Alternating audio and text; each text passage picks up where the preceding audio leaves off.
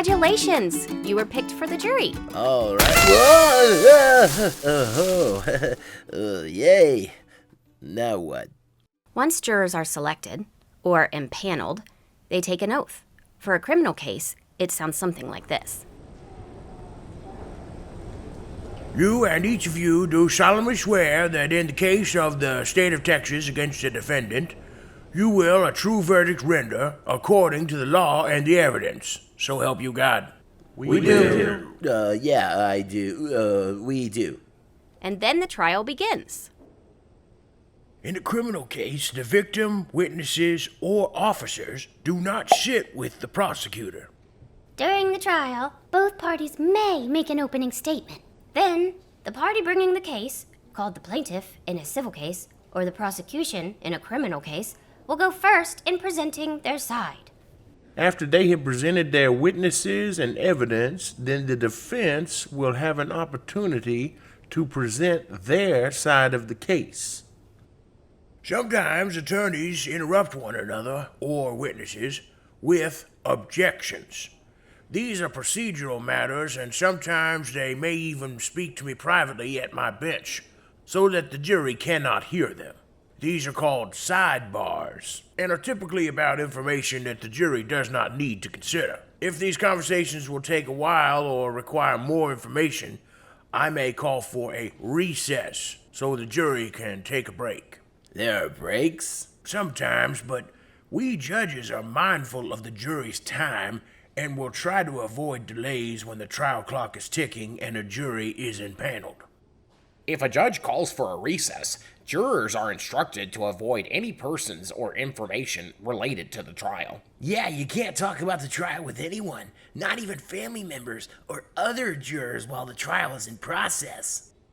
After both sides have presented their case and made closing arguments, the judge will give the jury a written jury charge, which includes the instructions the jury must follow during deliberations and the law related to the case. Then the judge will instruct the jury to begin their deliberations to reach a verdict. The jurors often begin by electing a foreperson to help chair the jury during deliberations. Me? Oh, thank you. Wow, what an honor. I promise to remember all of you in my position of power. In a criminal case, the jury must reach a unanimous verdict of guilty or not guilty.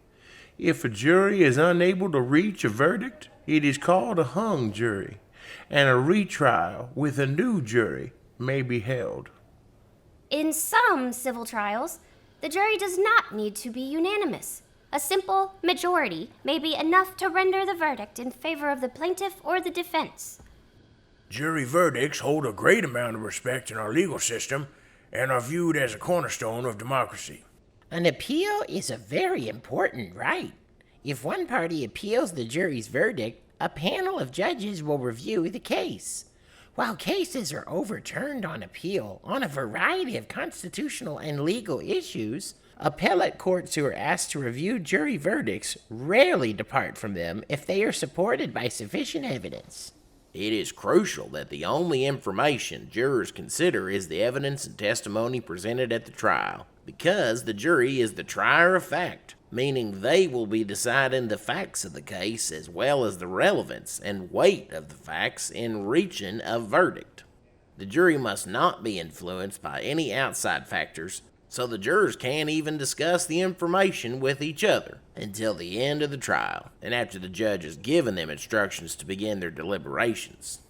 So can we start a group text? I have some great memes I'd love to share. No video games, no cell phones, or other distractions while you're on jury duty. They need your full attention, since you are so important. If a trial is especially high profile with a lot of media coverage, jurors could be sequestered, but this is extremely rare. Being sequestered means the jury stays in a hotel, away from television and media coverage, and cell phone coverage too, for the duration of the trial.